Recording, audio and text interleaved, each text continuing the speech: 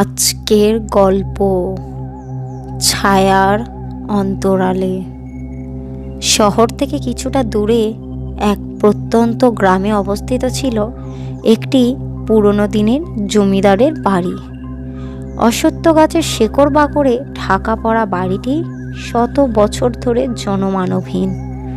গ্রামের লোকেরা বিশ্বাস করত এই বাড়িতে আছে এক অভিশপ্ত আত্মা, যে রাতে চুপি চুপি ঘুরে বেড়ায়, তবে সাহস করে কেউ সত্যতা প্রমাণ করতে যায়নি। একদিন শহর থেকে এসে গ্রামে ওঠে এক যুবক, নাম রুদ্র। ইতিহাসের ছাত্র রুদ্রের নেশা প্রাচীন স্থাপত্য আর লোককথা খুঁজে বের করা। জমিদার বাড়ির কথা শুনে রুদ্র সিদ্ধান্ত নিল সে বাড়িটা ঘুরে দেখবে। মানুষের নিষেধ আজ্ঞা সত্ত্বেও রুদ্র তার ক্যামেরা আর টর্চ নিয়ে বাড়িটির উদ্দেশ্যে রওনা দিল এক সন্ধ্যায়।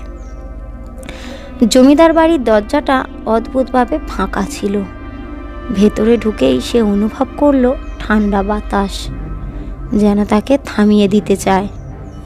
দেওয়ালের গায়ে পুরনো ছবি, ফাঁকা জানলা দিয়ে আসা চাঁদের আলোয় যেন চোখ মেলে তাকাচ্ছে। হঠাৎ সে খেয়াল করল একটি ঘরের দরজার কাছে জমাট অন্ধকার। টর্চ দিয়ে আলো ফেলতেই দেখা গেল ছায়াময় অবয়ব, যেন কেউ দাঁড়িয়ে আছে। রুদ্র এগিয়ে গেলে কিন্তু হঠাৎ টর্চ নিভে গেল। আশেপাশে কান্নার শব্দ, সঙ্গে ঘড়ির কাঁটার টিকটিক শব্দ। রুদ্রের গলা শুকিয়ে গেল, তবুও সাহস ধরে বলল, কে আছো এখানে? উত্তর এলো না। তবে দরজার ওপাশ থেকে কানে ভেসে এলো মেয়ের হাসির আওয়াজ।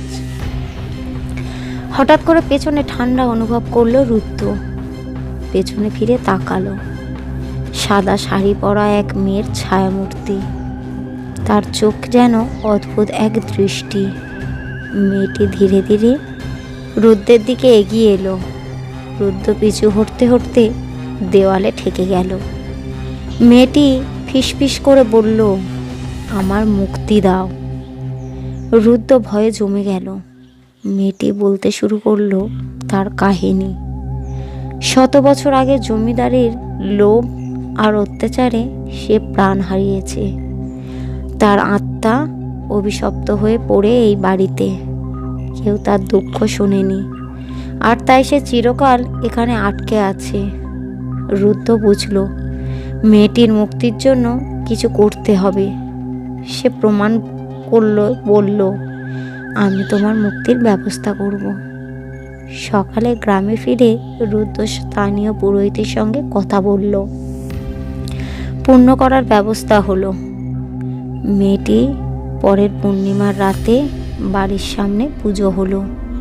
মেয়েটির আত্মা আবার রুদ্রের সামনে হাজির হলো। এবার তার চেহারায় প্রশান্তি। সে বলল, তোমার কাছে আমি কৃতজ্ঞ। এবার আমি শান্তি পেলাম।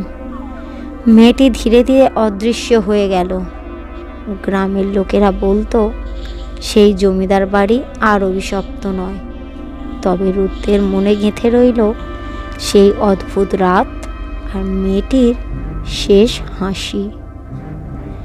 গল্পটি কেমন লাগলো কমেন্ট করবেন এবং একটা লাইক করবেন।